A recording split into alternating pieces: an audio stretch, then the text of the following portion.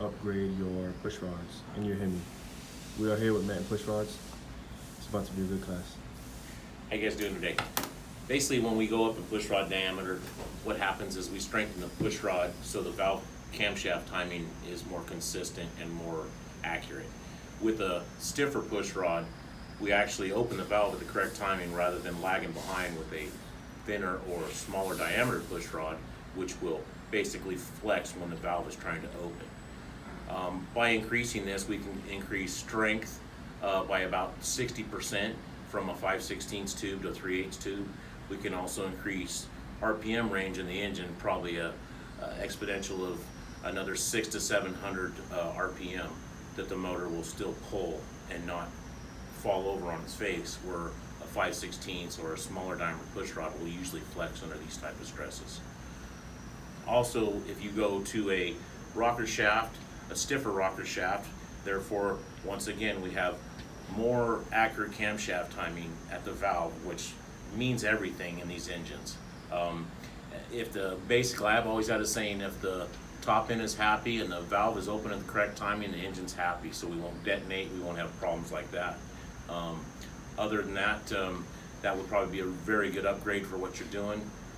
In these standard style motors, want to make a little more horsepower, a little more torque, that would definitely be an easy fix and basically an inexpensive way to do it. All right, there you guys have it. So make sure you hit up Manton Pushrods. Name, self-explanatory. You see those push rods right there? Those are for Gen 2. But Gen 2, Gen 3, really doesn't matter.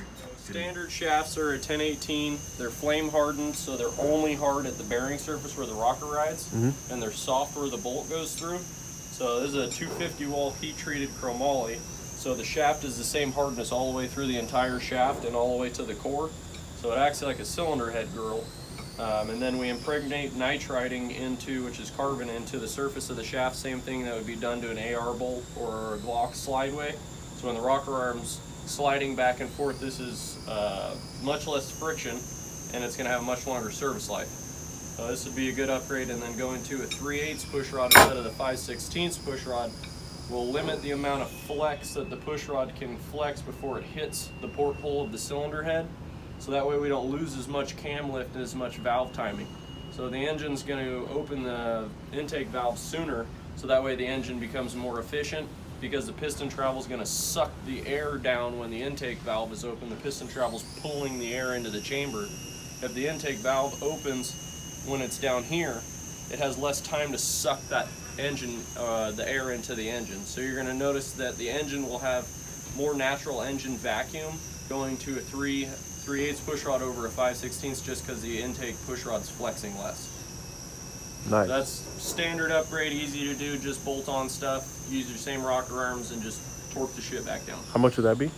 Rocker arm shafts are $137.50, so that'd be about $550 for the shafts, and then the push rods are about $200. Okay.